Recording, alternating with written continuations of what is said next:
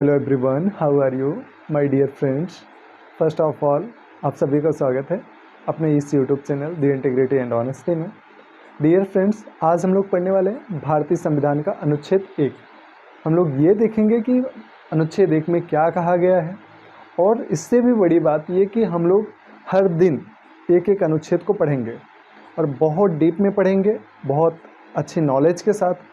और जो भी सुप्रीम कोर्ट के डिसीजंस हुए हैं, सुप्रीम कोर्ट के फैसले आए हैं, उन सब को ध्यान में रख करके हम इस चीज़ को बहुत अच्छे से कवर करने वाले हैं। तो आइए देखते हैं। डियर फ्रेंड्स, हमारे भारत के संविधान के अनुच्छेद 1 में कहा गया है कि संघ और उसका राज्य क्षेत्र, ये अनुच्छेद 1 की मेन हेडिंग है। ठीक है, उसके बाद इसमें 3 बातें कही गई हैं। अनुच्छेद 1 के सब क्लॉज 1 में देखेंगे अगर आप, तो इसमें लिखा गया है भारत अर्थात इंडिया राज्यों का संघ होगा। इसमें 3 शब्द इंपॉर्टेंट है, भारत अर्थात इंडिया, राज्यों का संघ होगा, संघ। देखिए, सबसे बड़ी बात कि यहाँ पे दिया गया है कि हमारे देश का नाम भारत अर्थात इंडिया है अकॉर्डिंग टू इंडियन कॉन्स्टिट्यूशन। भारतीय संविधान के अनुसार हमारे देश का 2 नाम है, भारत अर्थात इंडिया। उसके बाद यहाँ पे हमें देखना होगा कि संघ क्या है। संघ का मतलब होता है, देखिए, संघ का मतलब होता है यूनियन। यूनियन मतलब एक ऐसा देश जिसके कोई भी राज्य आपसी सहमति से नहीं जुड़े हैं, बल्कि वो एक मजबूती के साथ इस देश में शामिल हुए हैं, इस देश के हिस्से हैं, इस देश के अभिन्न अंग है, जो चाहकर भी कभी अलग नहीं हो सकते। ठीक है, संघ का मतलब यही है कि कोई भी राज्य देश से अलग नहीं हो सकता, पहली चीज़। दूसरा एक और होता है, यूनियन के बाद भी एक होता है फेडरल। फेडरल फेडरल में क्या होता है? एक ऐसा देश जिसके भी राज्य, जिसके सभी राज्य हैं आपसी सहमति से जुड़े होते हैं। ये एक आपसी समझौते के तहत इस देश में जुड़े होते हैं, ये जब चाहें अलग हो सकते हैं।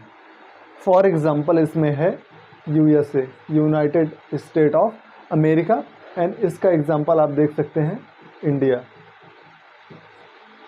ठीक है, उसके बाद एक और होता है कन्फेडरल।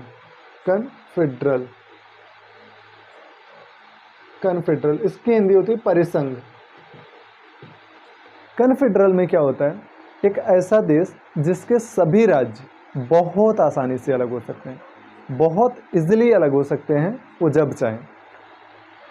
देखिए, कॉन्फेडरल में बहुत आसानी से अलग हो सकते हैं, फेडरल में उससे थोड़ा मुश्किल होता है, यूनियन में तो इम्पॉसिबल होता है, अलग ही नहीं हो सकते। तो जम्मू कश्मीर था, जम्मू कश्मीर एड़ी चोटी लगाता रहा अपना अलग होने के लिए, लेकिन नहीं, बेचारा राज्य भी नहीं रहा, यूनियन टेरिटरी हो गया। ठीक है, तो यूनियन कंट्री में ऐसा होने का कोई भी चांस नहीं होता है, ये इम्पॉसिबल होता है, अलग नहीं हो सकते। उसके बाद इसके क्लॉज 2 में बताया गया है राज्य और उसके राज्य क्षेत्र वे होंगे जो पहली अनुसूची में विनिर्दिष्ट होंगे। क्या कहा जा रहा है कि राज्य और उनके राज्य क्षेत्र वे होंगे जो हमारी पहली अनुसूची में दिए गए हैं। जैसे अगर उत्तर प्रदेश कहे कि मैं भारत का राज्य हूँ या नहीं, कहाँ पे वर्णित है या फिर कहाँ पे एक्सप्लेनेशन किया गया है या फिर कहाँ पे दिया गया है, तो हमारे भारत का जो संविधान है उसकी पहली अनुसूची में ये बताया गया है कि हमारे देश के कौन कौन से राज्य हैं। तो इसमें हम जाकर के देख सकते हैं कि हमारे देश के कौन कौन से राज्य हैं, कौन कौन सी यूनियन टेरिटरी है, एंड उनका क्षेत्रफल क्या है। इन सारी चीज़ों के बारे में हमारे कौन से बताया गया अनुसूची में, वो हमारी पहली अनुसूची में बताया गया है कि हमारे देश के कौन कौन से राज्य हैं। उसके बाद क्लॉज 3 में बताया गया है भारत के राज्य क्षेत्र, मतलब कि हमारे राज्य, हमारे देश के अंतर्गत कितने प्रकार के राज्य होंगे, इसी बारे में हमारे क्लॉज 3 में बताया गया है, जिसमें बताया गया है कि हमारे देश में 3 तरह के राज्य क्षेत्र होंगे या फिर 3 तरह के क्षेत्र होंगे। पहला है राज्य क्षेत्र, जिसकी संख्या अभी वर्तमान में 28 है, और पहली अनुसूची में विनिर्दिष्ट संघ राज्य क्षेत्र, इनकी संख्या 8 है, अर्थात केंद्र शासित प्रदेश। देखिए, यहाँ पे भी बताया गया पहली अनुसूची में विनिर्दिष्ट संघ राज्य क्षेत्र, मैंने पहले ही बताया था कि हमारे देश का जो राज्य या केंद्र शासित प्रदेश वही होगा जो हमारे पहले अनुसूची में दिया होगा, इसलिए यहाँ पे भी बताया गया है कि पहली अनुसूची में विनिर्दिष्ट संघ राज्य क्षेत्र। उसके बाद तीसरे यहाँ पे ए रख लीजिएगा, A and B and C. Clause 3 के सब क्लॉज सी में बताया गया ऐसे राज्य क्षेत्र जो अर्जित किए जाएंगे तथा समाविष्ट होंगे। हालांकि वर्तमान में अभी भविष्य का तो नहीं, वर्तमान में अभी भारत के पास अर्जित क्षेत्र कोई भी नहीं है। अभी वर्तमान में भारत के पास कोई भी अर्जित क्षेत्र नहीं है। हालांकि हमारे संविधान सभा ने बहुत अच्छा संविधान बनाया है, उन्होंने ये बहुत सोच समझ के बनाया है कि हमारे भविष्य के लिए भी कितना उपयोगी होगा। आप ये सोचिएगा अर्जित क्षेत्र अभी भारत के पास 0 है, लेकिन हमारे संविधान में प्रावधान है, अगर हमें मौका मिलता है किसी क्षेत्र को अर्जित करने के लिए तो हम अर्जित कर सकते हैं, ला सकते हैं अपने भारत में। ठीक है, देखिए अब इम्पोर्टेंट हम प्रश्न को देख लेते हैं कि इसमें क्या क्या चीज़ें हो सकती हैं हमारे लिए एग्ज़ाम की दृष्टि से। आपसे पूछा जा सकता है कि हमारे संविधान में भारत अर्थात इंडिया शब्द का प्रयोग क्यों किया गया है, दोनों नामों का प्रयोग। या फिर आपसे ये पूछा जा सकता है कि हमारे संविधान में देश का नाम क्या है, तो आप बता सकते हैं कि हमारे देश का नाम भारत अर्थात इंडिया है। भारत अर्थात इंडिया नामों का प्रयोग क्यों किया गया, क्योंकि जब हमारी संविधान सभा संविधान बना रही थी उस समय संविधान सभा के कुछ लोगों का मत था कि हमारे देश का नाम भारत रखा जाए और कुछ लोगों का मत था हमारे देश का नाम इंडिया रखा जाए। तो हमारी संविधान सभा ने दोनों मतों का सम्मान करते हुए हमारे देश का नाम भारत अर्थात इंडिया रखा।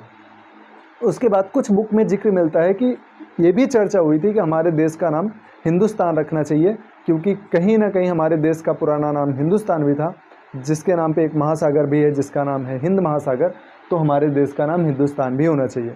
लेकिन आप भारत के संविधान की जब प्रस्तावना पढ़ेंगे तो उसमें बहुत क्लियरली लिखा गया है कि हमारा भारत धर्मनिरपेक्ष होगा, धर्मनिरपेक्ष होगा।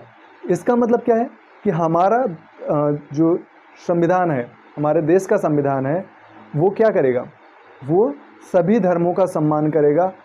इसका मतलब ये है हमारा जो संविधान है वो किसी धर्म विशेष या किसी व्यक्ति विशेष का नहीं, बल्कि सभी देश की जनता का है या देश के नागरिकों का है। तो यहाँ पे इस हिंदुस्तान शब्द को खारिज कर दिया गया, वहाँ पे हिंदुस्तान शब्द को नहीं रखा गया। हमारे संविधान में 2 ही नाम रखे गए हैं देश के, भारत अर्थात इंडिया। संघ का मतलब मैंने बता ही दिया, एक ऐसा देश जिसके कोई भी राज्य अलग नहीं हो सकते हैं, फेडरल में हो सकते हैं, कन्फेडरल में और भी आसानी से हो सकते हैं। ठीक है, उसके बाद राज्य और उसके राज्य क्षेत्र वे होंगे जो पहली अनुसूची में विनिर्दिष्ट होंगे।